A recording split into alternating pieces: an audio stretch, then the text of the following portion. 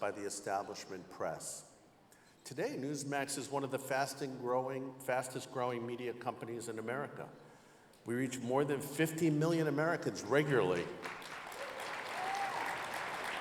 Many of you have seen our cable channel, our streaming channel, Newsmax 2, our website. We have over 22 million social media followers. Recently, Reuters said we were one of the top news brands in America. So millions of Americans are really tuning in. And I think they're tuning in because they trust us to tell the truth. And these millions come to support our mission in many ways. Just this year, we went public at the New York Stock Exchange with a historic IPO. And these millions are tuning in because they know Newsmax doesn't run, and we tell the truth. And the truth includes standing with Israel, not just when it's easy, but when it's hard. I was only 19 years old when I first traveled to Israel to study at the Hebrew University. Menachem Begin was the prime minister at the time. I remember it very well. But I was a little shocked as a teenager discovering how many lies there were about media, in the big media, about Israel. And what's incredible is all these years later, things haven't changed. They've actually gotten worse. The media continues to twist the facts, erase the context, often portray Israel, our lone democratic ally in the Middle East, as the bad guy, as the aggressor. I mean, they get attacked on October 7th and they're the bad guy. It's worse today because the liberal media echo chamber is more effective than it was so many years ago. At Newsmax, we're pushing back. We've told the world what really happened on October 7th. We've shown the faces of the victims, the stories of the hostages, the courage of the Israeli people. Because truth matters. And silence in the face of lies is complicity.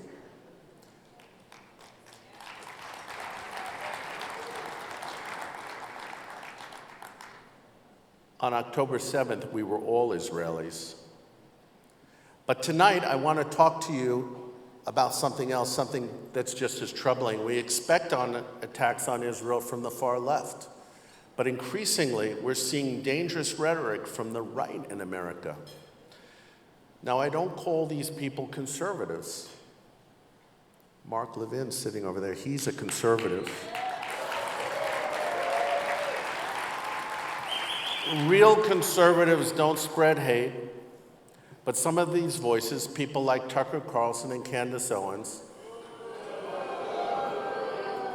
have made it their mission to target Israel. All the problems of the world left in America and the world, and they're focused on Israel. You gotta wonder what's going on here. They even question its right to defend itself, and they've made statements and taken actions that really undermine Israel's very right to exist. These folks are spreading old lies and anti-Semitic claims like the ones that Jews secretly control America. They control everything. Tucker recently made a post claiming Prime Minister Netanyahu is telling everyone he knows that he controls Donald Trump. He's telling everyone this. What the source is, I don't know. Well, anyone knows, either Bibi Netanyahu or Donald Trump knows this is just absolutely ridiculous that he would be making such a claim. Today, I just saw a post this morning. I was in Los Angeles before I came here, and I looked at it, claiming that without any source, that on the days that Israel was attacking Iran, Tucker claims he had sources in the Pentagon that Israeli generals and military people were going from room to room in the Pentagon telling the American generals what to do and what they couldn't do. Bizarre, right? At first, it seems like a laughable lie. But we cannot ignore it because it's really clever propaganda by Tucker. And it's also anti-Semitism, pure and simple. Don't forget, it's the same lie the Nazis told. The Jews controlled everything. They controlled Britain. They controlled the United States. Now it's being repackaged for a new generation of Americans, amplified by millions of dollars pouring into social media from bad actors around the world. That really needs to be investigated by Congress. Some even claim, as Tucker recently did in another post, that the Bible completely got it wrong. Jews aren't the chosen people of God. Imagine that. He's now a biblical scholar, and he can overturn 2,000 years of Christian and Jewish teachings. Make no mistake about this. This is an information war we're fighting.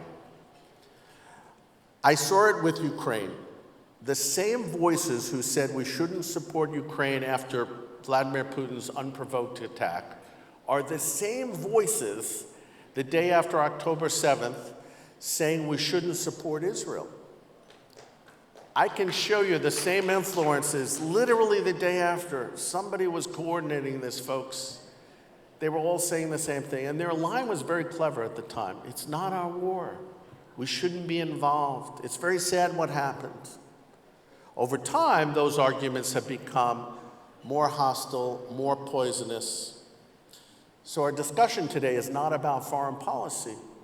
It's about moral clarity at a time of great danger and confusion. I want you to know Newsmax will not waver. We will stand with our friends. We will stand with the people of Ukraine. And if you don't realize that Israel and Ukraine is connected, do a little more research. Listen to Mark's show a few more times in his podcast. We will stand with the people of Israel. Each year, Newsmax celebrates July 4th at the King David Hotel in Jerusalem, honoring our shared democracies. This year, we were going to do our 5th annual celebration. Mike Huckabee was coming. We were a little interrupted by a war. And of course, there was no notice. Just a few days before, we found out the war started. So we postponed the event in August. And guess what? We had a surprise visitor. Bibi Netanyahu came. Sarah Netanyahu came. The Prime Minister spoke about the resilience and unbreakable spirit of Israel's people. He also said that in dark times, Israel will never bow to terror, never surrender its faith, and never forget its friends. It is said, I've said it before, and I believe it even more strongly today, that Benjamin Netanyahu is the Churchill of our time.